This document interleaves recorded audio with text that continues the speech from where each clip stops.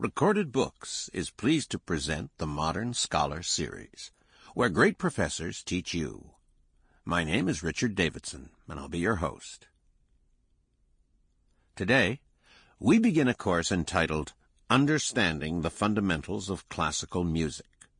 Your professor is Richard Freedman, chair of the Department of Music at Haverford College. Professor Freedman earned his bachelor's degree at the Faculty of Music at the University of Western Ontario in London, Canada. He earned both his M.A. and Ph.D. in the history and theory of music at the University of Pennsylvania. His scholarly career has focused primarily on the music of France and Italy during the Renaissance. He has extensive experience with archival and early printed sources, and often travels to European libraries to continue his work. Freedman's various writings have appeared in the Musical Quarterly, Journal of Musicology, Early Music History, and the revised edition of the New Grove Dictionary of Music, among others. Professor Freedman's most recent project, a study of Renaissance composer Orlando di Lasso, entitled The Chansons of Orlando di Lasso and Their Protestant Listeners, Music, Piety, and Print in 16th Century France, was published as part of the Eastman Studies in Music series. As an avid concert-goer, Professor Freedman relishes the opportunity to demonstrate how music can be pleasing both to the mind and the ear.